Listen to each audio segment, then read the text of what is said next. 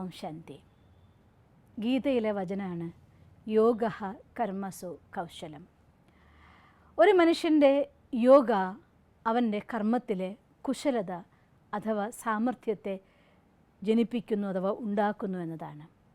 Physically and mentally രണ്ട് വിധത്തിലും ഒരാൾ യോഗാസനം ചെയ്യുന്നുണ്ട് എങ്കിൽ, ശരീരത്തിന് വേണ്ട രീതിയിലുള്ളതായിട്ടുള്ള സ്ട്രെച്ചിങ്സ് കൊടുക്കുന്നുണ്ടെങ്കിൽ, അതാത് ശരീരത്തിൻ്റെ ഓരോരോ ജോയിൻറ്റിലും, ഈ ശരീരം ഉണ്ടാക്കിയിരിക്കുന്നത് തന്നെ പല ജോയിൻറ്റുകൾ കൊണ്ടാണ്, പല കഷ്ണങ്ങൾ കൂട്ടിച്ചേർത്ത് ഫ്ലെക്സിബിൾ ആവാൻ. ഈ കയ്യൊത്ത് നോക്കി നോക്കി, ഇവിടെ ഇവിടെ ഇവിടെ ഇവിടെ എത്ര കഷ്ണങ്ങൾ കൂട്ടിച്ചേർത്തിട്ടാണ് ഈ രണ്ട് കൈകളെ തന്നെ ഉണ്ടാക്കിയിരിക്കുന്നത്. ഈ ശരീരം മുഴുവൻ നിരവധി കഷ്ണങ്ങളെ കൊണ്ട് കൂട്ടിച്ചേർത്ത് അതിൽ പ്രോപ്പറായിരിക്കുന്ന രീതിയിലുള്ളതായിരിക്കുന്ന മജ്ജ കൊണ്ട് ബന്ധിപ്പിച്ച് ഇങ്ങനെ ഒരു നല്ല ഇൻസ്ട്രുമെൻറ്റ് ഭഗവാൻ തന്നിട്ടുള്ളപ്പോൾ അതിനെ വേണ്ട രീതിയിൽ സ്ട്രെച്ച് ചെയ്തും സർക്കുലേഷൻ പ്രോപ്പറായി ഈ ശരീരത്തിൽ കൊണ്ടുവന്നും ബ്ലഡ് സർക്കുലേഷൻ പ്രോപ്പർ ആണെങ്കിൽ തന്നെ നമ്മുടെ ബ്രെയിനിന് വേണ്ട അത്ര ഗ്ലൂക്കോസ് കിട്ടാനായിട്ട് അത് സഹായിക്കും. അതുകൊണ്ട് ശാരീരികമായിരിക്കുന്ന വ്യായാമം വളരെ അത്യാവശ്യമായിട്ടുള്ളൊരു കാര്യമാണ്. ഏറ്റവും നല്ല വ്യായാമ പദ്ധതി എന്ന് പറയുന്നത് യോഗാസനങ്ങൾ തന്നെയാണ്. പക്ഷേ ശാരീരികമായ യോഗാസനങ്ങൾ പഠിച്ചിട്ടും മനസ്സിനെ നമുക്ക് നിയന്ത്രിക്കാൻ സാധിക്കുന്നില്ല എങ്കിൽ, പലപ്പോഴും ഞാൻ കണ്ടിട്ടുണ്ട്, ഇപ്പോൾ ഈ ജൂൺ 21 ഇന്നത്തെ ദിവസം ഇൻ്റർനാഷണൽ യോഗ ഡേ പ്രമാണിച്ച് ഒരുപാട് പ്രോഗ്രാംസ് പലയിടത്തും നടക്കുന്നുണ്ടായിരിക്കും. എല്ലാ യോഗ പഠിപ്പിക്കുന്ന ആശ്രമങ്ങളും പല സ്കൂളുകളും പല സ്ഥലങ്ങളിലും ഇന്ന് യോഗ പഠിക്കാൻ വേണ്ടതായിട്ടുള്ള കൂട്ടങ്ങൾ കൂടുക, യോഗാചാര്യന്മാർ ക്ലാസ് എടുക്കുക, അവരെ കൊണ്ട് ചെയ്യിപ്പിക്കുക. ഇതൊക്കെ നമുക്കിന്ന് വാർത്തയിൽ നോക്കിയാൽ ഒരുപാട് ന്യൂസ് കാണാം. അവിടെ ആ പ്രോഗ്രാം നടന്നു, ഇവിടെ ആ പ്രോഗ്രാം നടന്നു, ഇവർ ചെയ്തു, അവർ ചെയ്തു. യെസ്, ഇറ്റ്സ് വെരി ഗുഡ്, നല്ലതല്ലെന്നല്ല ഞാൻ പറയുന്നത്.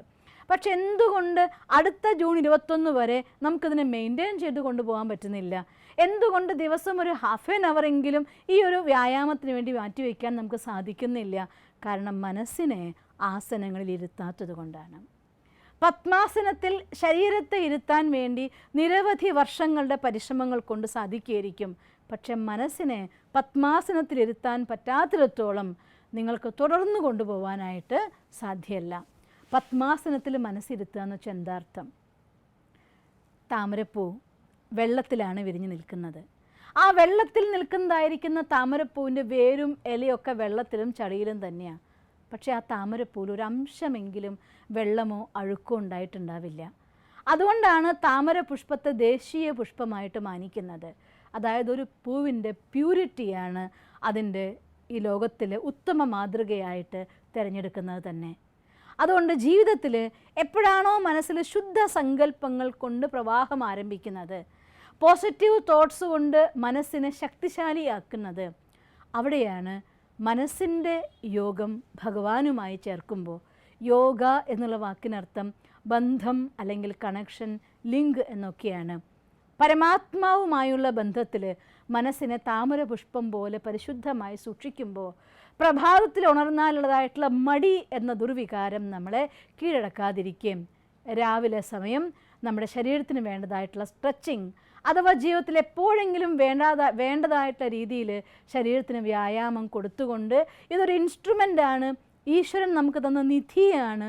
ഞാൻ എടുത്തു പറയുകയാണ്, ഈ ശരീരം ഭഗവാൻ നമുക്ക് തന്ന നിധിയാണ്. വൈദ്യശാസ്ത്രം 220 കോടി രൂപ വിലയിട്ടതായിരിക്കുന്ന നിധി നിങ്ങൾക്ക് വേണ്ടതായിരിക്കുന്ന ഭാവനകളെ ഈ ലോകത്ത് പ്രകടമാക്കാനും മറ്റുള്ളവർക്ക് സുഖവും സന്തോഷവും പകർന്നു കൊടുക്കാനും ഒന്നിച്ച് പ്രവർത്തിക്കാനുമെല്ലാം ഒരു സ്വസ്ഥമായ ശരീരം ഉണ്ടെങ്കിലേ സാധിക്കൂ.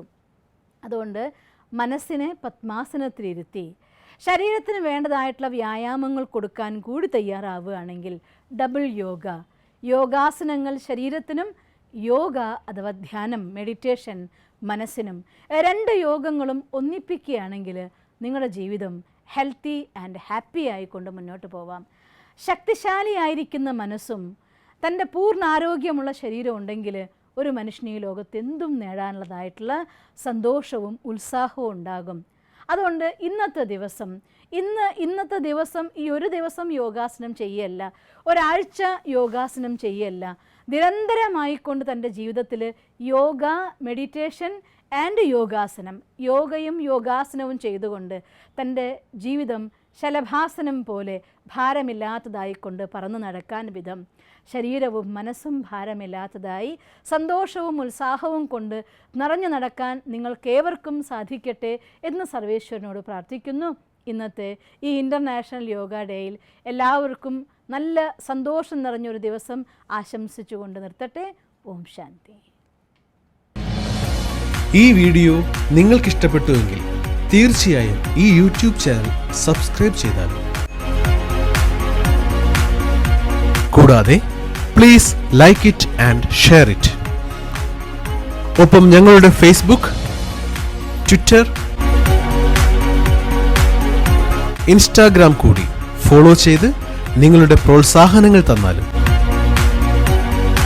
നിങ്ങളുടെ അഭിപ്രായങ്ങൾ ഞങ്ങൾക്ക് ഏറെ വിലയേറിയതാണ്.